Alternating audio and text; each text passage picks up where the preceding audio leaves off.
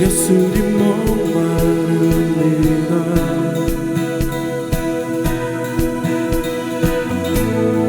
오시어 기름 부으소서.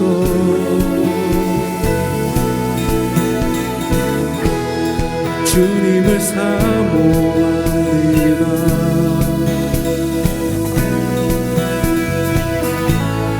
오셔서 채워주소서.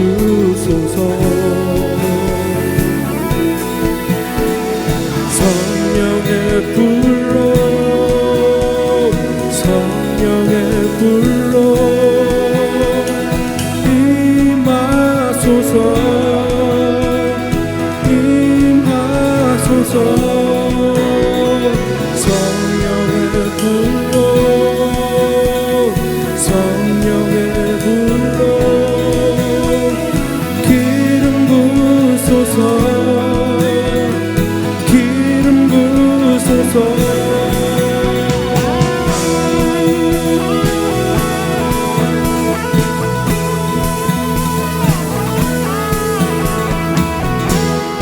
예수님 목마릅니다.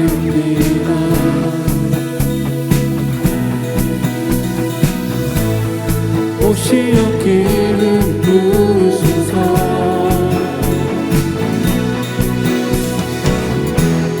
주님을 사모합니다.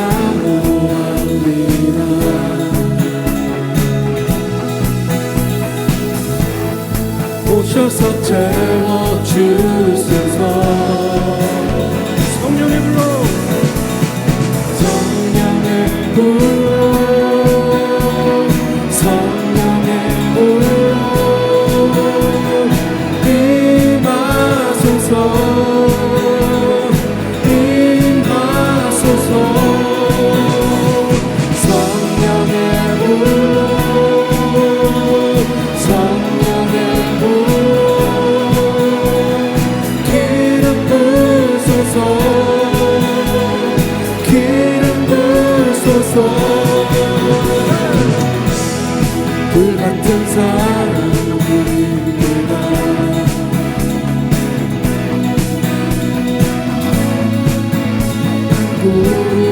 부으소서.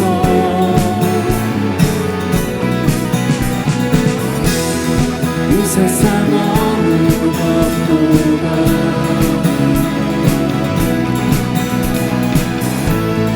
주님을 의지합니다. 성령의 불로 성령의 불로 임하소서. 임하소서. 성령의 불로 성령의 불로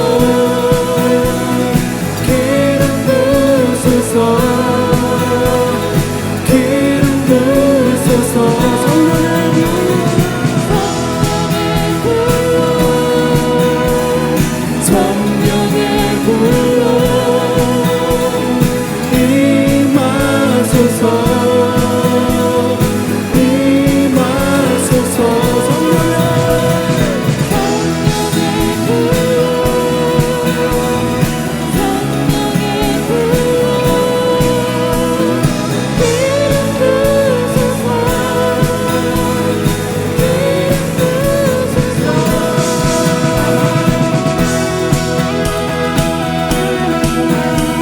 오늘 우리의 찬양을 통하여 그 말씀을 통하여 우리를 회복시키시는 하나님을 경험할 줄로 믿습니다. 여러분 기대하십니까? 네, 우리 기대하는 마음으로 가지고 이 시간 잠시 동안 우리 하나님 앞에 기도하겠습니다. 하나님 역사하여 주옵소서. 성령 하나님 성령의 불로 임하여 주시옵소서. 성령의 기름 부음으로 주님 함께하여 주시옵소서. 주여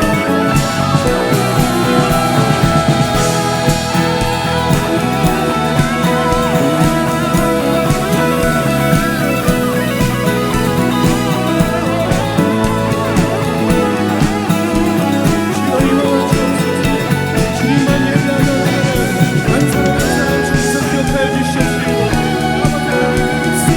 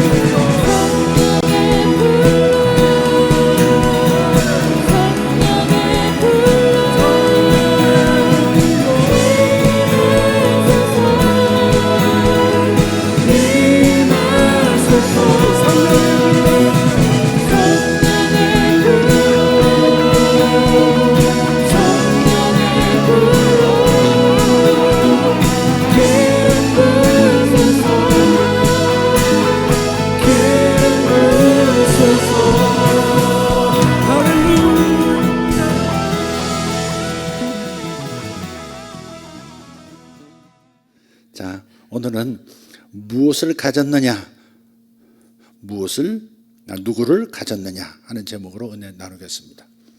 대뜸 무슨 뜻인지 알겠죠? 무엇을 가졌느냐 혹은 누구를 가졌느냐, 이 질문입니다. 빌립보서 4장 6절 7절입니다. 시작. 아무것도 염려하지 말고 다만 모든 일에 기도와 간구로 너희 구할 것을 감사함으로 하나님께 아뢰라. 그리하면 모든 지각에 뛰어난 하나님의 평강이 그리스도 예수 안에서 너희 마음과 생각을 지키시리라. 아멘. 이 성공에 관한 하나님의 정의는 세상이 내리는 정의와 같지 않습니다. 세상은요, 우리가 무엇을 가졌느냐에 주목을 해요. 똑똑함을 가졌느냐, 탁월함을 가졌느냐, 돈을 가졌느냐, 집을 가졌느냐, 땅을 가졌느냐, 건물을 가졌느냐, 돈을 가졌느냐, 이런 거예요. 세상은 우리가 무엇을 가졌느냐에 주목해요. 그러나 하나님은 우리에게 누구를 가졌느냐고 물으시는 겁니다. 무엇을 가졌느냐 하는 질문과 누구를 가졌느냐 하는 이 도전은 전혀 다른 거죠. 전혀 다른 차원의 질문입니다. 또 세상은 우리 자신의 실력 위주로 돌아가요. 하지만 하나님은 예수님께서 십자가에 위해서 우리를 위해 해주신 일, 그것을 보시는 거예요. 세상은 우리 실력을 봐요. 그러나 하나님은 예수님께서 나를 위해 해주신 바로 그 일을 바라보고 계시는 거예요. 복음은 그래서 단순해요. 복잡하지 않습니다. 이게 복음이에요. 복음은 뭐예요? 하나님이 예수님께서 십자가 위에서 나를 위해서 해주신 일, 그것을 하나님께서 바라보고 계신다. 이게 복음이에요. 그래서 우리는 선택의 기로에 날마다 서 있습니다. 자신의 힘으로 살 것인가? 하나님께서 해 놓으신 일로 살 것인가? 결국 이 질문은 누구를 의지하려는가가 중요합니다. 나 자신을 의지할 것인가? 아니면 예수님을 의지할 것인가예요. 자기 자신의 힘으로 싸우려고 하는가? 아니면 창조주여 전능하신 하나님, 그 하나님이 나를 위해 싸워주시기를 원하는가 하는 겁니다. 만약 자신을 의지하면 자기 혼자서 모든 스트레스와 근심 걱정을 다 짊어져야 합니다. 자기가 해결해야 합니다. 하지만 매사에 예수님을 의지하는 사람에게는 아름다운 약속이 있어요. 그 약속이 바로 오늘 빌립보서 4장 6절 7절인 거예요. 다시 한번 오늘 이 말씀을 읽어보겠습니다. 아무것도 염려하지 말고 다만 모든 일에 기도와 간구로 너희 구할 것을 감사함으로 하나님께 아뢰라. 그리하면 모든 지각에 뛰어난 하나님의 평강이 그리스도 예수 안에서 너희 마음과 생각을 지키시리라. 아멘. 기도와 간구로 너희 구할 것을 하나님께 아뢰라 그랬어요. 기도한다는 것 자체가 뭐예요? 주님을 의지하는 거예요. 주님을 의지하는 거예요. 그게 기도한다는 것은 단지 기도의 행위 그 자체보다도 하나님을 의지하는 태도가 그에게 있다. 자신의 힘으로 살려 하지 아니하고 하나님께서 나를 통해서 하나님의 생명으로 살아주시는 것, 그것을 의지하는가? 요게 달라지는 거예요. 여기서 평강이라고 하는 예수님을 성공의 근원으로 삼으면 하나님의 평강이 우리 마음과 생각을 철통같이 지켜주시는데, 여기서 평강은 뭐냐? 히브리어로 샬롬 그러죠. 샬롬. 샬롬이란 말은 그냥 피스, 평화란 말도 있지만 번영도 있고요, 건강도 있고요, 건전함도 있고 안전함도 거기 있고, 예, 그렇습니다. 평화, 번영, 건강, 온전함, 건전함, 안전, 이 총체적인 하나님이 주시고자 하는 그 하나님이 가지신 놀라운 그 능력, 영광, 그것을 평강, 샬롬이라고 하는 거예요. 어떻습니까? 예수님을 우리의 요새로, 삶의 요새로 삼을 만하지 않습니까? 네. 예수님 품으로 뛰어들 만하지 않아요? 상황이 좋아질 기미가 안 보이십니까? 혹 은행 잔고가 바닥에 나셨나요? 구조조정으로 해고가 코앞에 다가온 것처럼 보이십니까? 집이 압류될지도 모르는 상황입니까? 신용카드 빚이 너무 많이 쌓여서 감당할 수 없을 만큼 그렇게 되었습니까? 철석같이 믿었던 친구가 배신을 한 것은 아닙니까? 병원에서 청천벽력 같은 그런 진단의 소리를 들으신 것은 아닙니까? 그렇다면 이제 어떻게 해야 할까? 돈대보 어떻게 해야 할까? 어디로 가야 할까? 그렇다면 지금이야말로 자신에게서 눈을 떼서 예수님을 바라보아야 할 때인 겁니다. 에이, 예수님이시라고 뾰족한 수가 있겠어? 이런 수렁에서는 아무도 나를 구해줄 수 없어. 그렇게 우리의 무의식은 그렇게 말할지라도 그렇지가 않습니다. 예수님은 하실 수 있습니다. 그 옛날 요셉을 구해주셨던 분께서, 그분께서 지금 여러분도 구해주실 겁니다. 요셉은 아버지가 주신 그 채색옷, 그 채색옷을 입었어요. 히브리 말로 케토네트 파심이라고 해요. 그러니까 다채로운 색깔로 만들어진 코트를 말해요. 이 코트는 아주 상류층의 청년들, 처녀 총각들이 입는 소매 달린 긴 튜닉입니다. 이 요셉의 튜닉은 요셉의 형들이 입었던 작업복과는 차원이 달랐죠. 이 비교가 왜 중요할까? 이 사실이 왜 중요할까? 이것은 단순히 요셉이 입었던 옷이 좋은 옷이었다, 고급졌다 하는 뜻이 아니라 요셉이 아버지의 사랑을 독차지했다 하는 의미가 담겨 있는 거죠. 이 채색옷은 가족 내에서 요셉의 형들과 그 책임이 달랐음을 보여줍니다. 형들과는 달리 요셉은 양떼를 치러 들판에 나가지도 않았습니다. 그냥 아버지 곁에 착 달라붙어서 재롱만 피우면 되는 겁니다. 형들이 찌는 더위 속에서 구슬땀을 흘리는 내내 요셉은 늘 시원한 텐트 안에서, 천막 안에서 아버지 곁을 지켰습니다. 그리고 그 다음이 어떻게 진행됐는지 여러분 잘 아시죠? 졸지에 타국으로 팔려나가서 시장에서 흥정하는 고깃덩어처럼 그렇게 취급을 받는 노예가 됐습니다. 완벽한 추락입니다. 완벽히 추락한 거예요. 그렇지만 우리는 이미 답을 알죠. 이것이 정말로 끝이었을까?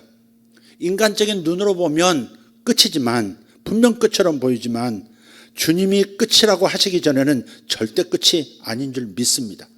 이 절망적인 상황에서도 주님은 요셉과 함께 계셨고 하나님은 그를 형통한 사람이라 이렇게 부르셨습니다. 그래서 명심하십시오.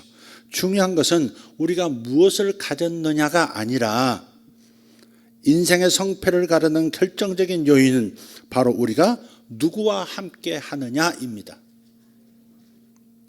창세기 37장 1절 2절을 보겠습니다. 요셉이 이끌려 애굽에 내려가매 바로의 신하 친위대장 애굽 사람 보디발이 그를 그리로 데려간 이스마엘 사람의 손에서 요셉을 산이라. 여호와께서 요셉과 함께 하심으로 그가 형통한 자가 되어 그의 주인 애굽 사람의 집에 있으니. 땡전 한 푼 없는 어린 노예가 형통한 인생이라고, 성공한 인생이라고 말을 하니 이게 말이 되겠는가 하는 싶은 생각이 들 거예요. 이 요셉의 삶을 좀 계속 조금 더 따라가 보겠습니다. 그 뒤에 있는 구절 39장 3절을 보겠습니다. 그의 주인이 여호와께서, 이건 같이 읽어야 돼요. 그의 주인이 여호와께서 그와 함께 하심을 보며 또 여호와께서 그의 범사에 형통하게 하심을 보았더라. 아멘. 이게 굉장히 놀라운 말씀이에요. 예수님이 인생의 모든 영역에서 우리를 형통하게 하실 것이다 하는 겁니다. 하다못해 우리가 맡은 심부름까지도 형통할 수 있습니다. 우리 손이 복으로 변할 수 있는 거예요. 우리 손이 가족을 만지면 가족이 복을 받을 수 있습니다. 우리 손이 닿기만 하면 휘청거리던 회사가 기사회생할 수도 있습니다. 우리는 어디를 가든지 복을 뿌리고 다니는 복덩어리가 될 수 있습니다. 자, 그러면 어떻게 해야 그렇게 될 수 있을까? 어떻게 해야 그렇게 될 수 있을까? 간단합니다.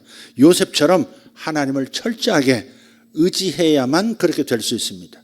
의지해야 합니다. 아까 기도도 의지하는 거 행위라고 했죠? 의지해야 합니다. 요셉이 어릴 때 아버지 곁에 찰싹 달라붙어 있을 때처럼 그렇게 하나님께 찰싹부터 하나님을 모셔야 하는 겁니다. 요셉은 아무것도 가진 것이 없었어요. 기술도 없었고 경험도 없었습니다. 손으로 하는 일, 굳은 일이라고 하는 해본 적이 없는 삶을 살아왔어요.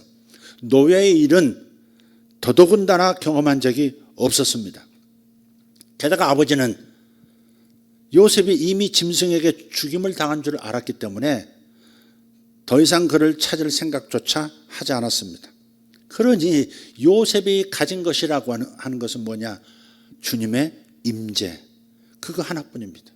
요셉이 가진 전부가 주님의 임재입니다. 하나님 외에는 없는 거예요.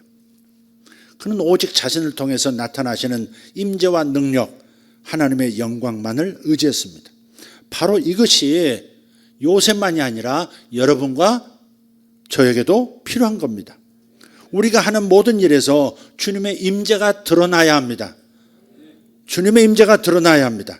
나의 입장에서 보자면, 저 말이에요. 저 입장에서 보자면 평생의 목회에서도 주님의 임재가 나타나야 하고, 최근 경험하고 있는, 우리가 경험하는 이 비즈니스 상황에서도 주님의 임재가 드러나야 합니다. 물론 예수님을 구주로 영접한 사람은 누구나 주님의 임재를 누립니다. 그렇지만 주님의 임재가 우리 삶에서 드러나야 한다는 겁니다. 예수 믿으면 주님이 함께 하시죠. 내 안에 주님이 계세요. 그렇지만 그 임재가, 내 안에 계신 임재가 삶에서 드러나야 해요. 그분의 영광이 우리를 통해서 빛을 발하고, 그래서 하나님의 임재를 주변이 알아야 하는 겁니다. 알다시피 요셉의 주인 보디발은 하나님을 믿는 신자이기는커녕 우상을 섬기는 이방인이었죠. 하지만 요셉이 하는 일마다 주님의 임재로 아름다운 열매를 맺으니까 이 이방인조차 그분의 임재를 알아볼 수가 있었던 거예요. 그래서 보디발은 하나님이 요셉과 함께 계시기 때문에 여호와께서 그의 범사에 형통하게 하신다, 이 사실을 인정할 수밖에 없었던 거예요. 다시 한번 그 구절을 볼까요? 39장 9절을 보시죠. 3절을 보시죠. 그의 주인이 여호와께서 그와 함께 하심을 보며, 그랬어요. 보았다 그랬어요. 또 여호와께서 그의 범사에 형통하게 하심을 보았더라. 보며 보았더라 그랬어요. 이방인이에요. 안 믿는 사람이에요. 우상숭배자예요. 그런데 이런 우상숭배자가 하나님의 영광을 분별할 수 있을까요? 못하죠.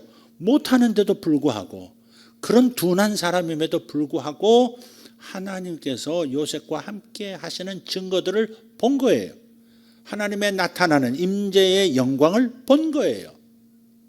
이게 영광이, 주님의 임재가 드러나는 것이죠. 이게 드러나는 거예요. 그래서 보디발은 요셉을 단순히 뛰어난 일꾼으로 보지 않았습니다. 탁월하니까, 그러니까 뭐 이렇게 그냥 이뻐했다, 중용했다, 그런 게 아니에요. 요셉이 하는 일마다 형통하는 것이 요셉 자신의 능력이 아니라, 그의 능력이 아니라 바로 하나님 덕분이라는 사실, 요셉이 섬기는 하나님 덕분이라는 사실을 보디발도 알았다는 겁니다. 이방인도 알았어요. 눈앞에서 벌어지는 일들이 하도 어마어마해서 인간의 역사가 아니라 그런 결론을 내렸을 겁니다. 역현대 이런 일이 일어났을 수 있어요. 가뭄이 기승을 부리는 가운데서도 요셉이 파는 우물마다 시원한 생수를 뿜어냈을 수 있습니다. 참 신기하다. 요셉이 가꾸는 밭이 주변 밭들보다, 다른 사람들의 농작지보다 몇 배나 많은 수확량을 생산해낸 것, 그것이 아닐까 싶어요. 보디발 집안의 아이들이 전염병으로 아플 때 요셉이 잠깐 집안에 들어와서 기도해 주었는데 깨끗하게 치유받은 것이 아닐까? 혹시 바로가 보디발에게 어떤 특별한 것을 요구할 것을 요셉이 간밤에 꿈을 꾸고 그 주인에게 미리 알려준 일도 있었던 것은 아닐까? 어떠한 일들이 일어났었는지 정확하게 성경을 통해서는 알 수 없지만, 인간의 능력으로는, 사람의 힘으로는 불가능한 일들이 보디발의 집에서 일어난 게 분명합니다. 하나님께서 요셉과 함께 계셔서 범사에 형통하게 하시는 것이 모든 사람에게 분명히 보였을 것입니다.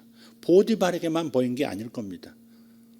보디발의 집에 있는 모든 존재들이 다 알았던 것이죠.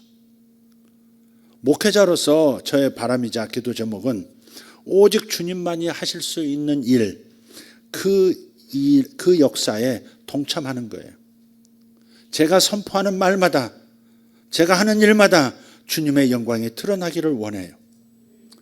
성도들마다 초자연적인 그 부의 이동을 경험하게 하시는 주님의 영광이 드러나기를 저는 간절히 기대하고 기도해요. 선한 부자들이 우후죽순처럼 때로 일어나기를 예수 이름으로 축복합니다. 우리는 단순히 자연적인 차원으로 수확을 거두는 것이 아니라 인생에서 초자연적인 수확을 거두기를 원합니다. 하나님이 하신 일이다라고 인정할 수밖에 없는 그런 수준의 일이 우리에게 일어나야 합니다. 주님께서 보시기에 우리는 이미 형통한 사람이에요. 그분이 보시기에 우리가 손을 대는 것마다 잘 되는 역사가 일어날 것입니다. 일어날 줄 믿습니다. 일어날 줄 믿습니다. 자, 그래서 지금쯤은 예수님께서 여러분이 형통해지는 것에 깊은 관심을 갖고 계시다, 이 사실을 받아들이셨을 거예요. 근데 하지만 이해가 안 가는 게 있어요. 왜 예수님을 믿는데도 그분이 원하시는 형통을 누리지 못하는 신자들이 그토록 많은 것일까? 제가 40년이 넘도록 목회하면서 깨달은 사실 가운데 하나가 있어요. 그건 뭐냐? 그분 없이 우리 혼자서 할 수 없고요, 우리 없이 그분 혼자서 하시지 않습니다. 다시 말씀드릴게요. 그분 없이 우리 혼자서 할 수 없고요, 우리 없이 그분 혼자서는 하시지 않는다. 이게 제가 깨달은 거예요. 헷갈리세요? 아니요, 간단해요. 사역도, 투자도 예수님을 의지하지 않으면 진정한 성공, 장기적인 형통은 꿈도 꿀 수 없는 거예요. 예수님 없이 우리 혼자서는 할 수 없습니다. 성경은 분명하게 말해요. 시편 127편 1절. 주께서 집을 지켜주시지 않으면 지키는 자의 수고가 헛되다고. 주께서 세워주시지 않으면 우리가 세우는 인생이 다 헛것이라고 그렇게 말씀하세요. 주님이 주시는 성공을 경험하려면 이 진리를 인정하고 지금부터라도 오직 그분만을 의지하셔야 합니다. 그래서 그분과 함께 나의 인생을 세워가야 합니다. 그분과 함께입니다. 그분 혼자서 알아서 세워주시는 게 아닙니다. 그리고 그분 없이 내 혼자의 힘으로, 나 혼자의 힘으로 세울 수 있는 것도 아닙니다. 일찍 알아야 합니다. 젊었을 때 깨달아야 합니다. 내 혼자 힘으로, 주님을 의지하지 않고 주님과 함께하지 않고 나 혼자의 힘으로는 결코 세울 수 있는 것들이 없더라. 이것을 빨리 깨달아야 하고, 주님도 알아서 다 해주시는 것이 아니라 내가 마음문을 열고 주님이 일하실 수 있도록 내가 주님의 일에 동참해야만 나의 인생이 세워지더라 하는 것을 깨우치라 하는 겁니다. 할렐루야. 그렇다면 우리 없이 그분 혼자서는 하시지 않는다, 이 말이 무슨 뜻일까? 예수님께서 신사 중에 신사시다라는 말과도 같습니다. 그분은 아무리 좋은 은혜와 성공이라도 절대로 강요하시는 법이 없습니다.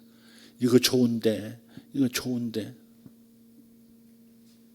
뭐라고 표현할 수가 없네, 그런 거 있잖아요. 광고요. 이거 좋은데, 이거 좋은데, 얘야 이거 좋은데, 계속 그러고 서 계시는 주님의 모습을 가끔 생각해 봐요. 이거 좋은데, 이거 좋은데. 절대 강요는 하시지 않으세요. 보여주세요.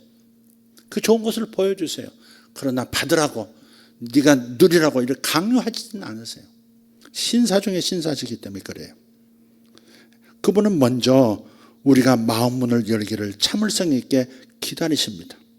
요셉처럼 전적으로 그분이 무상으로 주시는 이 특혜를 받아들이기를 기다리십니다. 먼저 요셉이 마음문의 빗장을 열고 빗장을 풀었기 때문에 그가 하는 일마다 그분의 임재와 은혜가 나타난 겁니다.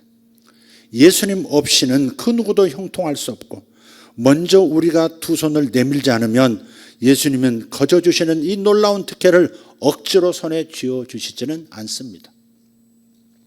하나님의 은혜가 끊임없이 우리를 향해서 흐르고 있는 것을 보시기를 바랍니다. 하나님의 생명이 우리를 향해서 흐르고 있습니다. 예수 생명, 내 생명, 하나님의 생명이 흐르고 있어요. 내 안에 있는 나의 영, 그 영과 함께하는 하나가 되어 있는 성령님, 하나님의 영으로부터 끊임없이 생명이 나의 마음에, 나의 육체에, 나의 삶 전체에 흐르고 있단 말이에요. 내가 마음 문을 열고 믿음의 문을 열고 손을 내밀면 그분의 임재의 영광이 드러나기 시작하는 거예요. 생명이 드러나고 그분의 부요가 드러나고 그분의 강력함이 드러나고 그분의 선하심이 드러나고 그분의 아름다운 성품이 드러나기 시작하는 거예요. 이걸 보셔야 해요. 나에게서 내가 짜서 하나님 앞에서 이쁜 사람, 좋은 사람, 선한 사람, 의로운 사람 됨을 만들어서 보여드리는 게 아니라 내 안에 계신 그분의 의로우심이 내게 흘러 넘치고 그분의 선하심과 그분의 아름다우심과 그분의 지혜로우심과 그분의 강력하심이 내 속에서부터 생수의 강처럼 흘러 넘침으로 말미암아서 내가 해낼 수 있는 사람이 된다 하는 겁니다. 그래서 예수 생명, 내 생명, 예수 생명, 내 생명, 아멘만 하라는 게 아니라 따라하라 이 말입니다. 예수 생명, 내 생명, 예수 생명, 내 생명. 그렇게 하는 거예요. 그렇게 하는 거예요. 이런 것들을 단순하게 어린아이처럼 그렇게 할 수 있는 사람이 될 때 여러분의 무의식은 믿음으로 가득 차게 되는 거예요. 그리고 그 생명의 역사가 드디어 드러나기 시작하는 거예요. 그래서 끊임없이 하셔야 돼요. 주야로 묵상하라 하셨어요. 틈만 나면 예수 생명, 내 생명. 예수 생명, 내 생명을 외치지 않으면 틈만 나면 내 뇌는 여기가 아프잖아, 저기가 아프잖아, 몸이 이상하잖아, 너 오래 못 살지도 몰라, 올해가 마지막일 수 있어, 최선을 다해서 살아, 이거 사, 이런 생각이 스멀스멀 올라온다 이 말이에요. 끊임없이 하나님의 말씀과 닮은 언어를 여러분 속에 먹여줘야 돼요. 여러분이 여러분 자신을 먹일 수 있어요. 하나님의 말씀으로 먹이실 수 있는 훈련을 하셔야 돼요. 그리고 그것이 습관이 되도록 하셔야 돼요. 예수 생명, 내 생명, 예수 생명, 내 생명, 예수 능력, 내 능력, 예수 능력, 내 능력. 할렐루야. 예수님은 우리가 어서 우리 자신을 내려놓기만을 기다리세요. 그러니 이제 그분의 값없는 특혜 안에서 쉬면서 손을 대는 일마다 그분의 임재와 영광이 드러나는 기적을 경험하시기를 축복합니다. 따라서 우리는 하나님의 거저 베푸시는 은혜를 의지하고 우리가 살아가는 이 땅에 기도로 손을 대야 합니다. 러시아와 전쟁이 일어나기를 원하는 세력이 미국 안에 있는 것 같습니다. 유럽에도 동조하는 세력이 있는 것 같습니다. 그걸 세상 사람들은 딥스라고도 얘기하고 그림자 정부라도 얘기하고 세상을 좌지우지하고 싶어하는 사람들이 있다는 것을 우리는 알죠. 단순한 음모론이 아니에요. 음모론은 시간이 지날수록 다 사실이었다는 사실이 점점 밝혀지고 있어요. 러시아와 전쟁이 일어나기를, 러우 전쟁이 확대되기를, 세계 대전이 되기를 원하는 세력이 있는 것 같아요. 2년간 절대 허용하지 않았던 미사일을, 그 장거리 미사일을 바이든이 갑자기 허용했어요. 자신의 대통령 임기가 2달도 채 남지 않았는데 그런 사람이 이런 행동을 하는 겁니다. 미러 전쟁이 발발하면 트럼프 취임식은 없죠. 비상시니까. 미국이 전쟁에 뛰어들었는데 무슨 대통령 취임식이 어디 있습니까? 그대로 가는 거죠. 그런 걸 원하는 걸까? 그걸 노리는 걸까?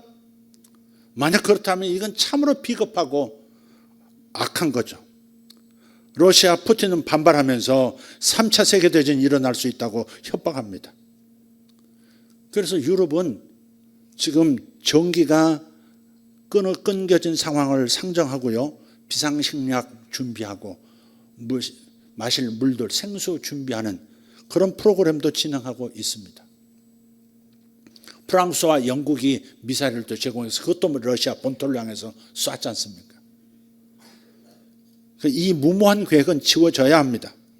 아멘 합시다. 트럼프와 푸틴이 적절하게 대응하도록 우리 기도해 주어야 할 줄 믿습니다. 그래서 러시아, 우크라이나 서로 양보하도록 기도합시다. 서로 양보해야 됩니다. 많이 땄던 거 좀 내주고. 응? 이게 전쟁을 끝내야 되지 않겠어요? 사람이 죽어나가지 않아요. 하루에도 수백 명이 죽어나가는데 심지어 북한에서도 사람들을 끌어다가 저 러시아 땅에서 죽어가고 있는데 전쟁 끝내야죠. 자존심도 있고 뭐 여러 가지 있지만 전쟁 끝내야죠. 2년 동안 전쟁을 했는데 이 전쟁이 확대된다? 유럽 전체의 전쟁이 된다? 이건 무서운 일이죠, 이게. 그래서 양보해야 합니다. 하늘에서 예수님과 함께 공동 통치하는 우리가 이 세상을 바꿀 수 있는 줄 믿습니다. 분명히 에베소서 1장 3절 그리고 6절까지 쭉 보면 죽은 우리를 살리사 하나님 아버지 보좌 우편에 함께 앉게 하셨다고, 하늘에 앉히셨다고 말씀했어요. 예수님께서 부활하신 다음 아버지 하나님의 우편에서 하나님 아버지를 대신해서 전권을 가지고 통치자로 앉아 계시는 그 자리에 구원받은 우리를 함께 동석시켜 주셨다고 분명히 말씀하고 있어요. 그래서 의자라고 하는 것은, 보좌라는 것은 통치의 자리를 말해요. 통치의 자리, 권세의 자리를 말해요. 그래서 예수님은 홀로 이 땅을 통치하기를 원하시는 게 아니에요. 자신의 생명을 주고 구원하신 당신의 사랑하는 어린 양의 신부인 우리 성도들이 함께 예수님과 함께 온 세상을, 우주를 통치하기를 원하신 것이 그분의 아름다운 계획이거든요.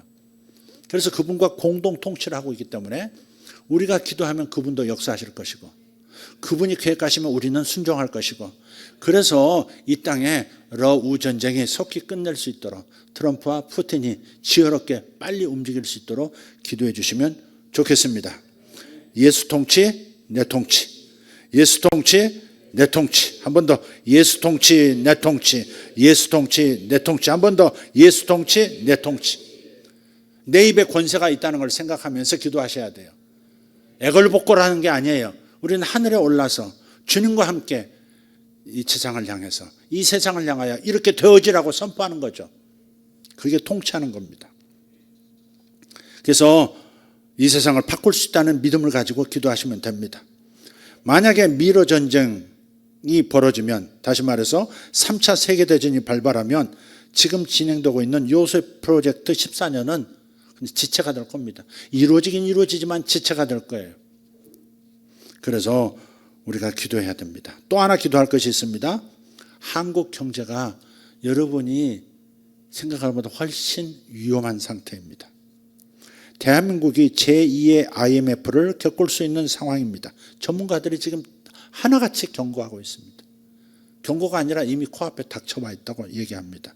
코앞이라니까 당장 올 말 내년 초 이런 거 아닙니다. 절대 당장이라고 해서 곧은 아닙니다. 내일 모레가 아니라고요.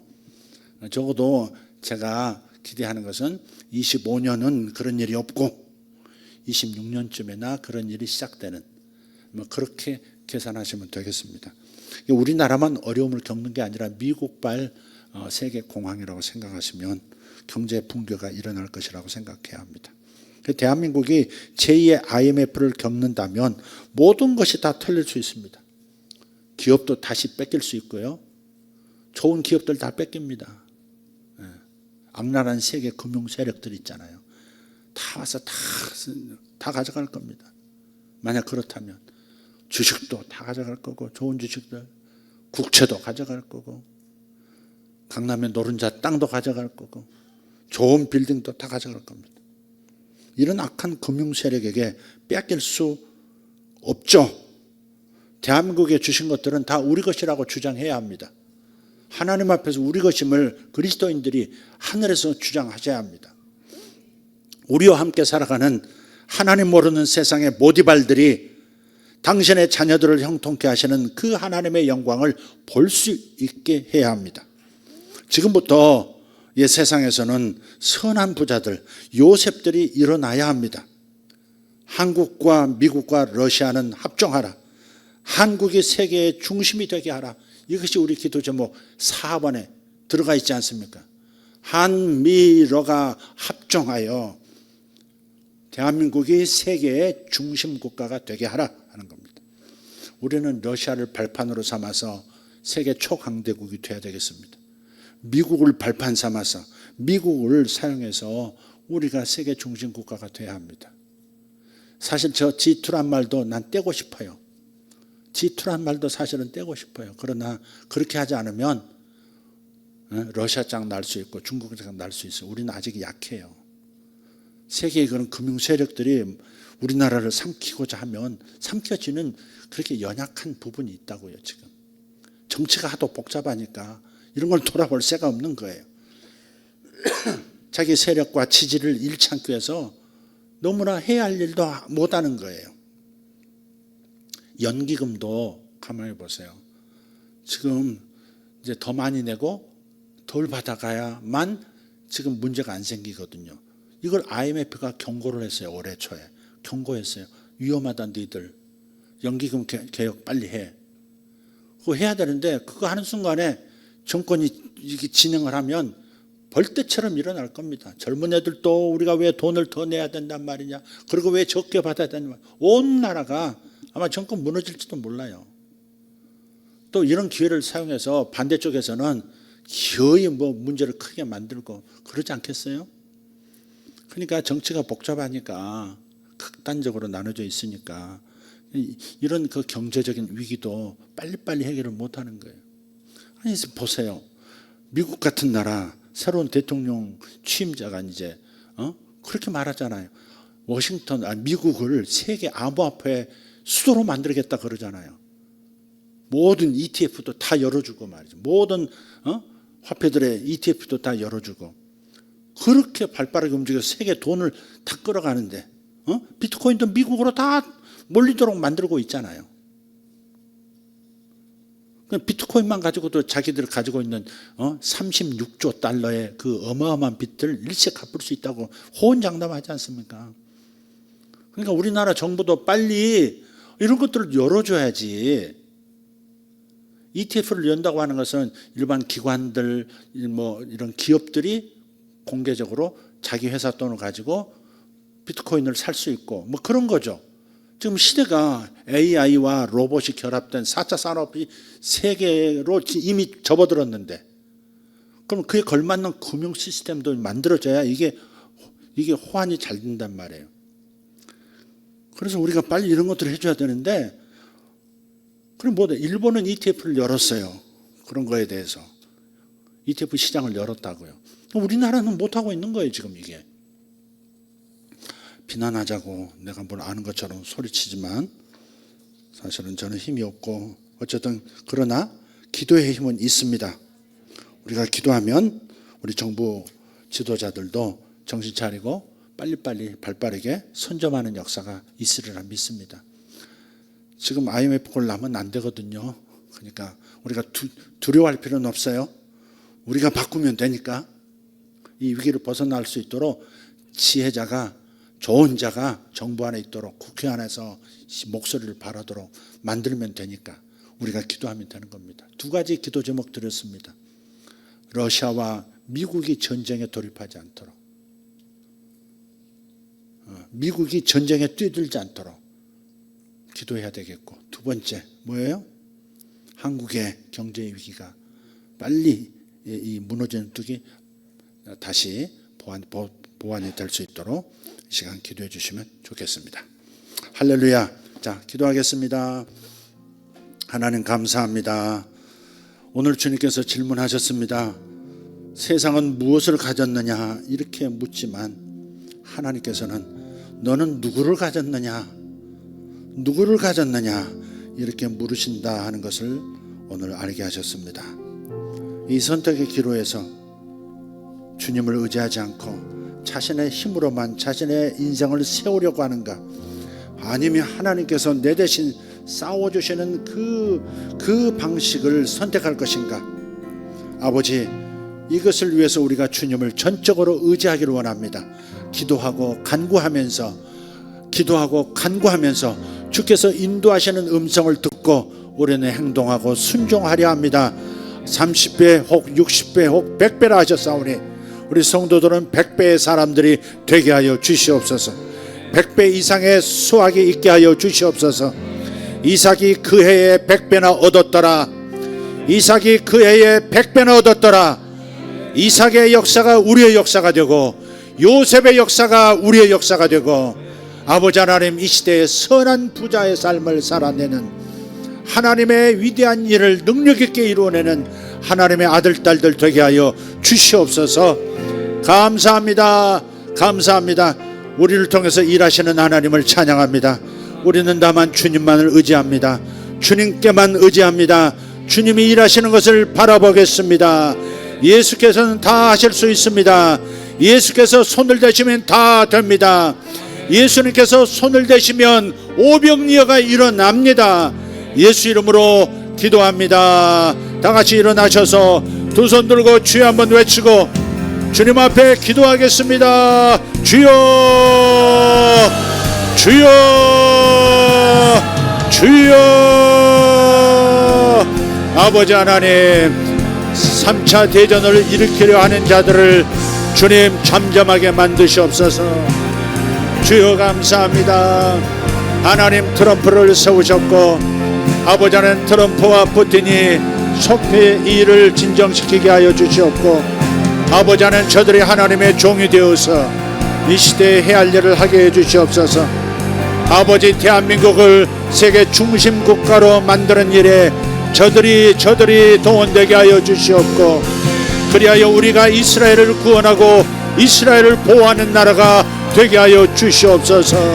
주여 감사합니다. 샤모나 카로스 바살라디아라반스 이마라디아르돌로세슬로제스 마살라카이 할렐루야 할렐루야 할렐루야. 우리 아버지 하나님 감사합니다. 우리 아버지 하나님 감사합니다. 역사하여 주시옵소서.